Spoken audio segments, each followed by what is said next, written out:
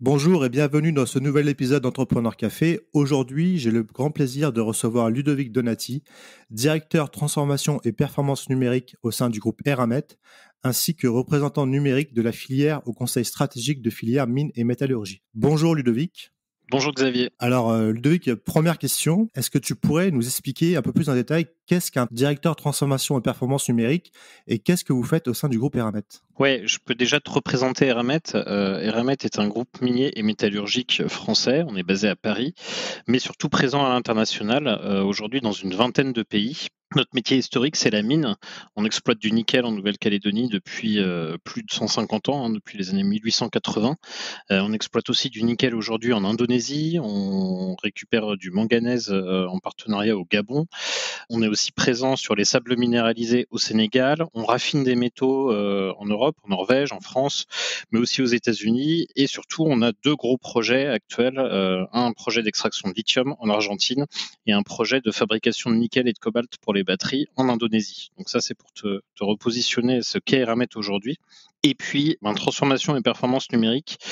La question est comment est-ce que le digital, le numérique, peut être un levier contributif extrêmement important pour améliorer notre performance, être plus efficace aussi dans toute notre politique RSE, donc de responsabilité sociale, sociétale de l'entreprise, et finalement faire en sorte qu'on arrive à exploiter mieux et avec le moins d'impact possible. Est-ce que tu peux nous donner des exemples concrets de projets que tu as pu mener en termes de directeur transformation et numérique, ce qui a eu des impacts en termes de numérisation et puis l'impact RSE dont tu parlais? Est-ce qu'il y a des exemples que tu peux Oui, ben citer? déjà, peut-être pour tous les auditeurs qui ne connaissent pas bien le secteur de la mine, donc nous, on a des mines à ciel ouvert, on n'est pas en souterrain, et donc ce sont de très grandes étendues de plusieurs centaines d'hectares. Et déjà, la connaissance de la topographie de la mine est extrêmement importante. Donc depuis plusieurs années, on est en partenariat avec des sociétés d'ailleurs françaises comme Delair et Altea qui nous permettent d'avoir une vision topographique complète de la mine en utilisant des drones.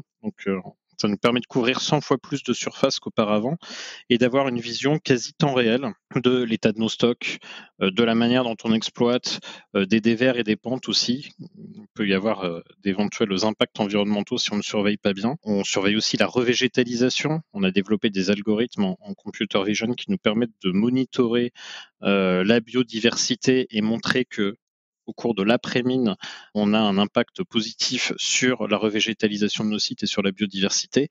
Voilà, ce sont quelques exemples. Je pourrais t'en citer d'autres aussi sur la métallurgie, puisque une fois qu'on a extrait le minerai, il faut ensuite le traiter. On a développé des algorithmes d'intelligence artificielle qui nous permettent d'optimiser les différents paramètres de nos fours métallurgiques et donc d'optimiser les consommations d'énergie pour ne consommer que l'énergie nécessaire, d'améliorer aussi les rendements des produits et d'améliorer l'impact carbone. Et est-ce que tu dirais que le poste que tu occupes, c'est à la fois pour... il y a une notion de RSE, tu disais, qui est très importante, mais il y a aussi de notion de coût. Est-ce que ça doit aussi servir à réduire les coûts et gagner en performance? Oui, c'est d'ailleurs par là qu'on a commencé notre transformation digitale il y a 4 ans. C'est considérer le numérique comme un facteur qui nous permette de diminuer nos coûts et d'améliorer notre productivité. Et donc, on avait travaillé à l'époque avec le management, toute l'entreprise, les personnes qui sont sur le terrain, les comités de direction des BU, le comité exécutif, sur la vision de ce qu'on veut que soit le digital, le numérique, pour un groupe minier métallurgique. Parce que quand on opère en forêt équatoriale, on n'est pas dans un bureau parisien, donc il y a des spécificités. Et puis C'est un peu différent.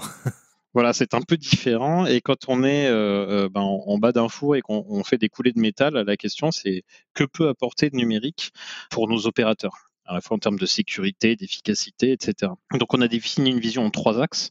Le premier, connecter la géologie à l'économie, c'est-à-dire grâce à la data, fluidifier toute la chaîne de valeur et être capable d'apporter le bon produit au bon client au bon moment et d'aller extraire au bon endroit. Le deuxième axe, c'est optimiser tous nos procédés par le big data et l'intelligence artificielle. Étant une compagnie qui a plusieurs dizaines d'années, on a énormément de données et donc mieux exploiter nos données pour aller un cran après dans notre production.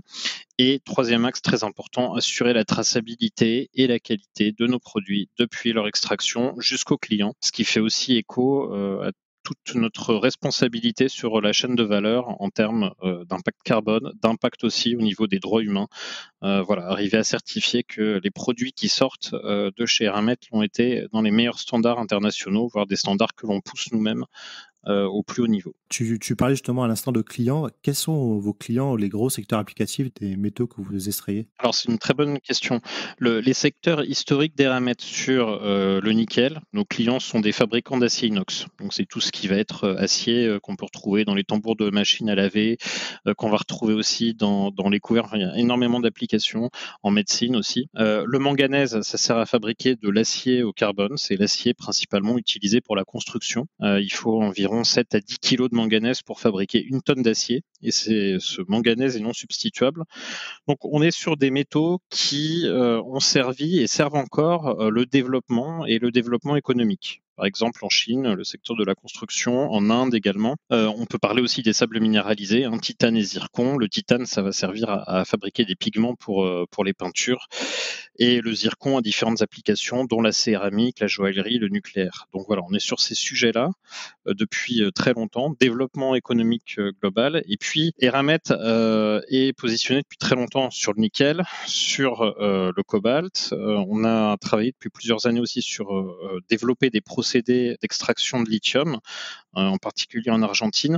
Et donc nickel, cobalt, lithium, manganèse, ce sont les métaux qui rentrent dans la composition des batteries, et en particulier les batteries pour tout ce qui est véhicules électriques. Et donc notre stratégie aujourd'hui est de devenir un des fournisseurs principaux en France, en Europe et dans le monde des métaux pour la transition énergétique et pour réussir ce passage à la voiture électrique. D'accord, donc on peut dire que vous êtes un acteur hyper important de l'écosystème, notamment français. C'est toujours bien d'avoir une compagnie minière française qui va s'approprier ces sujets-là et pas dépendre entièrement des compagnies étrangères. Donc, Exactement, on a la chance d'avoir un acteur français qui présente, parce que la plupart des gisements sont aujourd'hui à l'international, mais qui a développé des partenariats avec les pays dans lesquels nous sommes pour un partage de la valeur le plus juste possible, et qui sécurise des chaînes d'approvisionnement nickel, cobalt, lithium, manganèse pour les applications de la transition énergétique en France, en Europe et même dans le monde. Et je pense que c'est extrêmement important car on a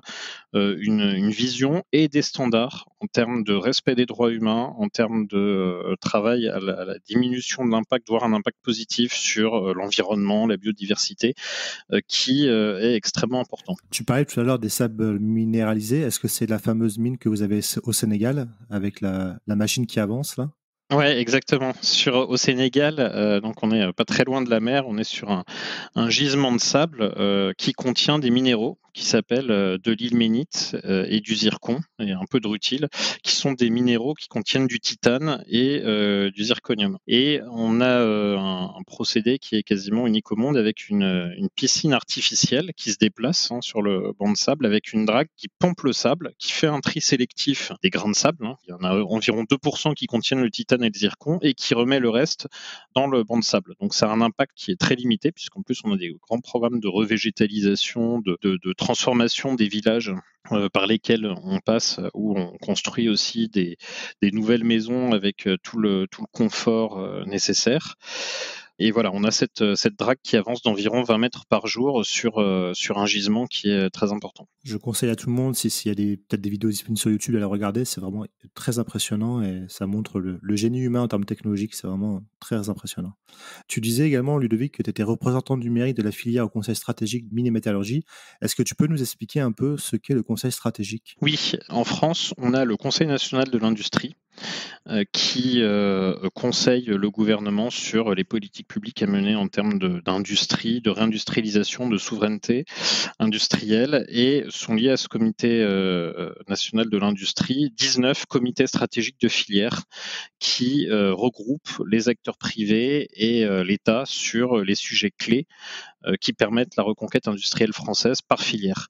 Et donc on travaille sur des sujets extrêmement importants qui sont la transition écologique, la souveraineté et la compétitivité, un axe important aussi sur l'innovation et la digitalisation des filières, et le développement des compétences pour rendre l'industrie plus attractive. Et donc moi en particulier, j'essaie de travailler avec mes homologues sur la mise en œuvre de programmes de transformation numérique et en particulier data, sur comment la data nous permet permet d'interopérer entre nos différentes filières, nous permet de sécuriser nos chaînes d'approvisionnement. Est-ce que tu peux citer quelques noms de grands comptes ou grands groupes qui sont également parmi le conseil stratégique dans Mini-Métallurgie pour que les gens puissent faire une idée des gens impliqués? Oui, dans notre CSF, on a par exemple ArcelorMittal, Orano aussi, Orano Mining qui travaille avec nous, Constellium pour l'aluminium et bien d'autres. C'est anciennement Alcan, ça s'appelait Chiné, Oui, ça? c'est ça, Ouais. exactement.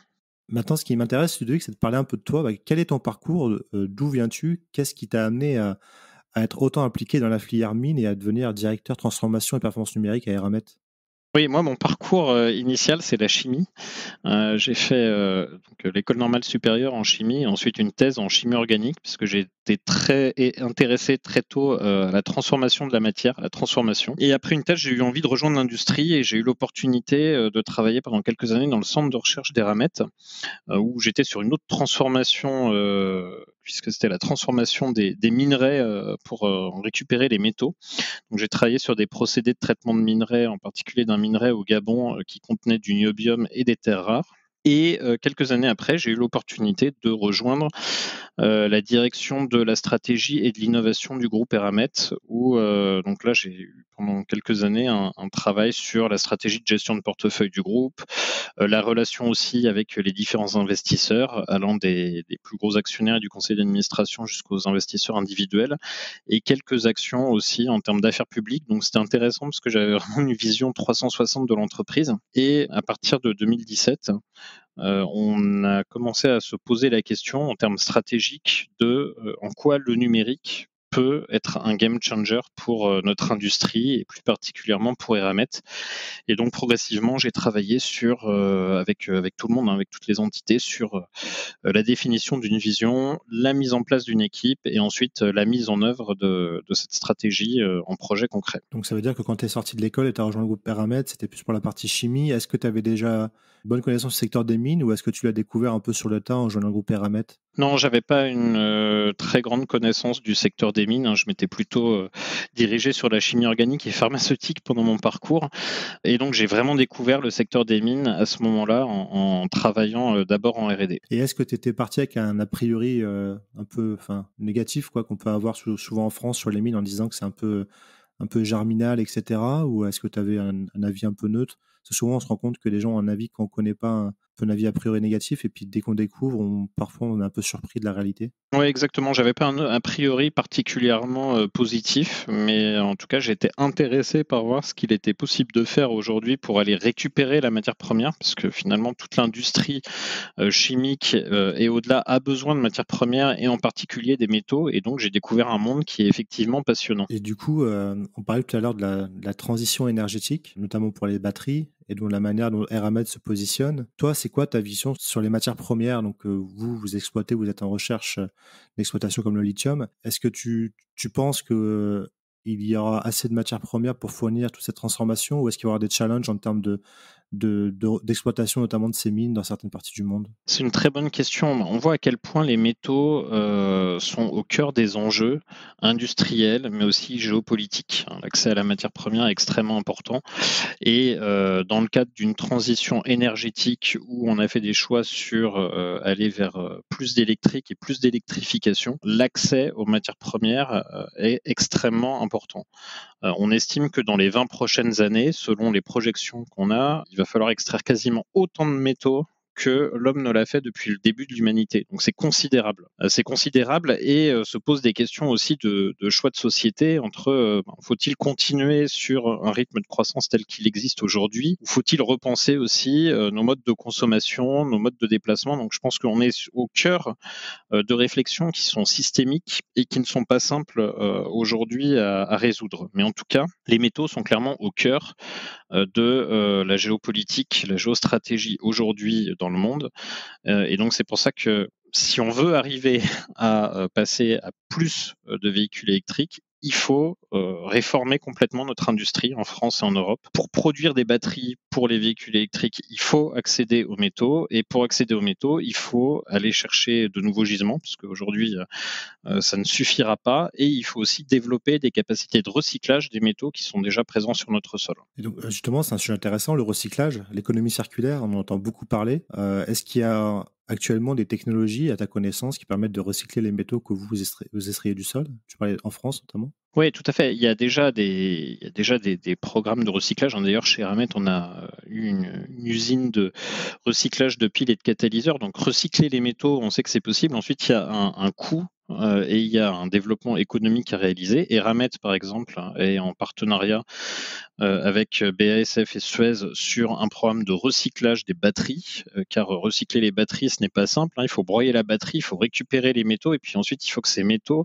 soient de nouveau disponibles sous un format de qualité batterie. Donc, on a des programmes de R&D, et on n'est pas les seuls à y travailler, qui sont en train de se créer. Il faut arriver à en trouver aussi une rentabilité économique qui, à mon sens, arrivera parce qu'on va de plus en plus avoir besoin de ce type de métaux. Mais c'est vrai que c'est relativement complexe aujourd'hui de savoir comment arriver à positionner dans le temps tous ces programmes. Et pour revenir à tes fonctions chez Eramet, donc notamment sur la partie numérique, de ton point de vue, est-ce qu'on peut dire que le secteur minier est un des secteurs en pointe en termes de numérisation dans les industries, ou est-ce que c'est un secteur qui est plutôt en retard comparé à d'autres? Je pense que le secteur n'est pas uniforme.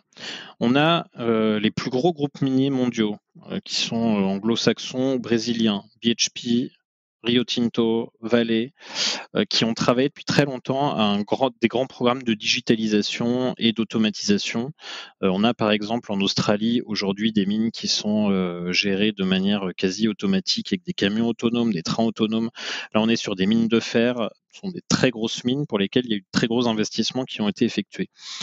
Mais d'autre part, la plupart du secteur minier était pour moi pas en avance il y a quelques années, parce que avec une vision, on va dire, très classique de la manière d'opérer.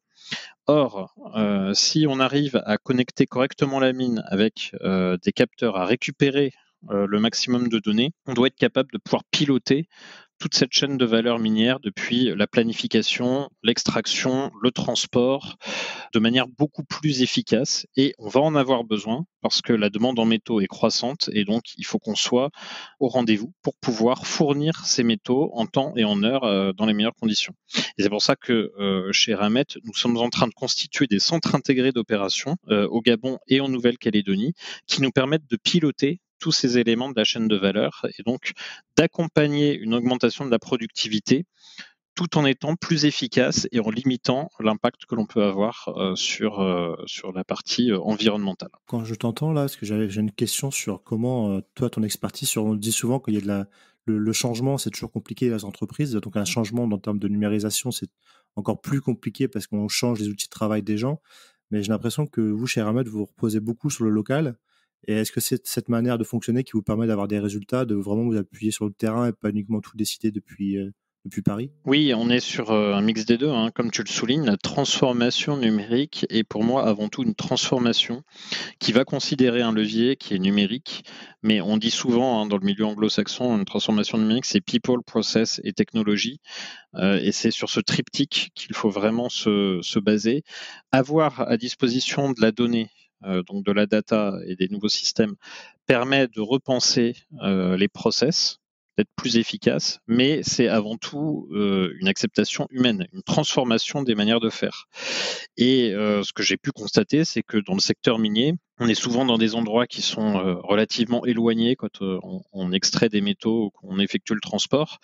Il peut y avoir au début une certaine défiance vis-à-vis du numérique, tout simplement parce que la connectivité n'est pas la même que celle qu'on peut avoir dans des grandes villes, parce que l'utilisation de logiciels ou de données n'est pas forcément toujours simple non plus. On ne peut pas parler de cloud ou de mise à disposition de données très facilement. Donc, ça demande aussi des investissements qui peuvent être conséquents Et donc, c'est pour ça qu'il est extrêmement important de se poser la question d'utiliser du digital pour quoi faire, en quoi ça va nous permettre d'être plus efficace, d'en évaluer la rentabilité avant de se lancer dans ce type de programme, avec un accompagnement au changement extrêmement important de bout en bout, depuis le début, quand on lance une preuve de concept et qu'on montre en cas de succès une preuve de valeur jusqu'au déploiement et à la pérennisation dans le temps. Et il y a un autre aspect de la transformation numérique qui me semble intéressant, dont je voulais poser la question, c'est lors de mes expériences vécues, notamment au Canada, j'ai eu l'occasion de parler avec pas mal de groupes miniers là-bas, notamment avec certains de tes équivalents,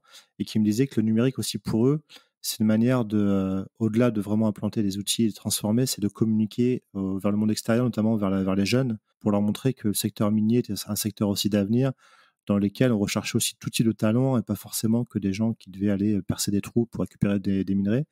Est-ce que chez Eramet, c'est une vision que vous partagez aussi de vous servir de cette transformation numérique pour communiquer vers l'externe, pour un peu vendre de manière un peu plus positive le secteur minier au global et puis Eramet en particulier? Exactement. En fait, il y a plusieurs transformations dans cette transformation. Il y a déjà l'acculturation, la sensibilisation et la transformation de nos collaborateurs. Déjà comprendre pour tous nos collaborateurs l'intérêt de la data. Tout le monde exploite déjà de la donnée et de l'information, mais arriver à relier les différentes informations entre elles reste parfois extrêmement compliqué. Et grâce à ça, on arrive à avoir des informations qui nous permettent d'être plus efficaces. Donc sensibiliser tout le monde, former certains de nos collaborateurs aussi à un premier niveau de data science. C'est ce qu'on fait avec Data Scientist, où on a fourni des certifications à des métallurgistes, à des géologues pour devenir data métallurgiste, data géologue, et donc disposer des meilleures connaissances aujourd'hui pour mieux exploiter la donnée. Donc ça, ce sont des exemples au sein de l'entreprise qui nous permettent aussi d'augmenter nos collaborateurs. Et puis en externe, c'est très important aussi, je pense en particulier dans les pays dans lesquels nous sommes situés, au Gabon, au Sénégal, Nouvelle-Calédonie, Indonésie, où j'ai la conviction que le digital est aussi un levier qui permet le développement du pays. Et donc, on travaille et on est en partenariat, je pense par exemple avec la Journée de la femme digitale, la JFD au Gabon, pour former et acculturer massivement au numérique et favoriser l'entrepreneuriat féminin grâce au digital, avec un objectif d'avoir fait émerger 5 startups et d'avoir formé 500 jeunes femmes au métier du numérique. On développe aussi certains outils numériques au service des populations. Je pense en particulier à Manda, toujours au Gabon, où on a un hôpital dans lequel on a mis en œuvre des cabines de téléconsultation qui permettent de connecter la population locale aux spécialistes qui sont situés à 650 km à Libreville. Donc ça permet aussi de rapprocher les gens entre eux sur des sujets qui sont très importants comme ceux de la santé. Et voilà, donc plus globalement, de rapprocher la population et de travailler en entreprise plus ouverte grâce au digital. Et ça, je pense que ça donne aussi une autre image de la mine en termes à la fois de retombées économiques et d'impact.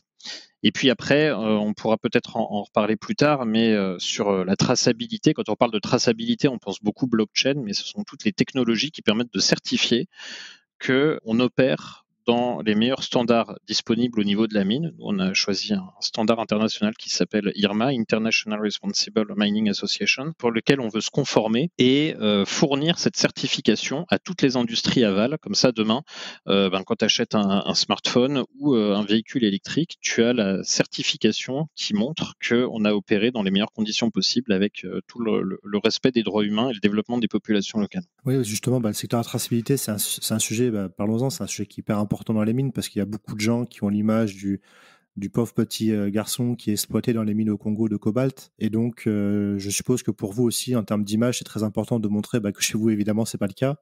Donc, comment vous faites pour auditer et vous assurer que dans certains pays où c'est dans des zones, comme tu disais tout à l'heure, très reculées, il n'y a pas des conditions de travail inadmissibles pour les gens locaux? Est-ce que vous avez des gens qui sont chargés sur place de vérifier? Est-ce que vous déléguez ça à des organismes locaux? Comment ça fonctionne? Alors, on a une direction qui est en charge des droits humains, une direction de l'éthique aussi, avec de nombreuses personnes qui sont engagées, qui nous aident à travailler et à faire certifier nos mines. Et on veut justement apporter par le digital cet aspect certification automatique et infalsifiable qui montre l'impact carbone, l'impact en eau, l'impact et le travail qu'on fait sur les droits humains pour tout gramme de minerai ou de métal qui a été produit par Eramet. On a commencé à mettre en place ce passeport au niveau de notre mine au Sénégal, dont on parlait tout à l'heure, l'ilménite et le zircon, et on va faire pareil avec tous nos métaux dans les années à venir. Projet, je pense que ça pourrait répondre aux questionnements de beaucoup qui ont parfois une vision, qui ont dit c'est forcément s'il y a des mines en Afrique ou en Amérique du Sud, c'est forcément les conditions dégradantes, alors que pas forcément, quoi. Il y a des gens comme vous qui sont sérieux et voilà, qui respectent les gens en local. Donc c'est important, je pense, de le montrer. Oui, exactement. C'est une des priorités, c'est même la priorité du groupe, et elle s'inscrit dans notre raison d'être qu'on a publiée il y a 1 an et demi, qui est que nous voulons devenir une référence de la transformation responsable des ressources minérales de la Terre pour le bien vivre ensemble. Donc la transformation responsable, elle est vraiment ancrée chez tous les employés du groupe aujourd'hui, et pour le bien vivre ensemble dont on parlait, c'est-à-dire pour favoriser aussi le développement des populations locales, à côté des mines, à côté des usines, et finalement pour fournir ces métaux de la meilleure manière qu'ils soient, et pour accompagner le développement économique mondial et la transition énergétique. C'est très clair, et je pense que c'est un beau message à faire passer. Et c'est très bien qu'un groupe français se veuille leader dans ce domaine-là. J'avais une question aussi, Ludovic, sur la présence d'Eramet en France, parce que là, on cite beaucoup des mines à l'étranger. Donc, on a cité, vous avez une mine dans un des territoires ultramarins en Nouvelle-Calédonie, mais quid de la présence d'Eramet dans l'Hexagone? Est-ce qu'il y a des centres de recherche, des usines? On a le siège à Paris, mais... Eramet se reconfigure actuellement, puisque voilà, par notre raison d'être, on veut devenir un champion minier. Ces 20 dernières années, Eramet était sur toute la chaîne de valeur des métaux et jusqu'à la production d'alliages à haute performance via 2 sociétés principalement qui s'appellent Aubert et Duval et Erasteel. On avait une division alliage haute performance qui fabrique des alliages de haute technicité pour les industries de la défense, de l'aéronautique, du nucléaire, donc extrêmement important pour la souveraineté française et européenne. Cette division-là est en cours de cession, c'est officiel, et donc devrait bientôt quitter le giron du groupe Eramet. Mais voilà, on avait une présence en France d'environ 5000 personnes, et aujourd'hui, enfin en tout cas demain, on aura notre siège, notre centre de recherche et une usine de conversion de minerais en alliage de manganèse située à Dunkerque. Et bien sûr, ensuite, pour le futur, des projets au niveau du recyclage des batteries et des métaux. Alors, je ne sais pas si tu peux en toucher un mot, mais quid du projet de lithium en Alsace? Est-ce que c'est un projet qui est toujours à l'état expérimental ou est-ce que c'est quelque chose qu'on peut considérer? Oui, c'est un projet qui est le projet EGLI, effectivement, qui est expérimental, et on n'est pas les seuls d'ailleurs à faire des tests là-dessus, mais on a développé pour l'Argentine depuis une dizaine d'années un procédé pour lequel on a déposé plus de 10 brevets qui permet d'extraire sélectivement le lithium des saumures, c'est-à-dire de l'eau salée qui est sur les hauts plateaux argentins. Et donc par un procédé, on arrive à extraire sélectivement le lithium et on remet la saumure dans le gisement. On s'est dit qu'on pouvait faire pareil sur les saumures alsaciennes qui sont déjà utilisées pour de la géothermie. Donc, on pompe déjà ces saumures pour la géothermie. Donc ce qu'on est en train de voir, c'est profiter de ce pompage pour aller extraire sélectivement le lithium qui est présent dans ces saumures. Alors les quantités sont effectivement moins importantes que celles que l'on peut voir en Argentine, mais je pense que ce projet, il est très important si on veut conserver une certaine souveraineté en France et en Europe. J'en ai entendu peu parler, j'espère que ce projet aboutira. Bon, je pense que c'est un projet à moyen terme, c'est ça, ça va pas se faire du jour au lendemain. Oui, ça va pas se faire dans les prochaines semaines, effectivement, mais comme tout projet minier, dont les investissements sont relativement conséquents et qui nécessitent bien sûr de mettre au point un procédé et de travailler, y compris en France, avec les populations locales, les collectivités et le pouvoir politique.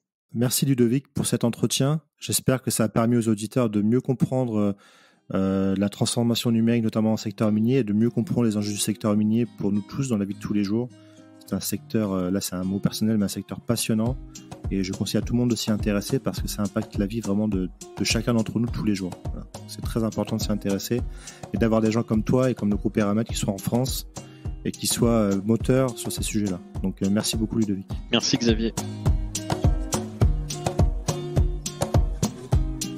Et voilà, merci à tous de nous avoir écoutés jusqu'au bout. J'ai été ravi de vous faire partager ce moment avec cet entrepreneur très inspirant.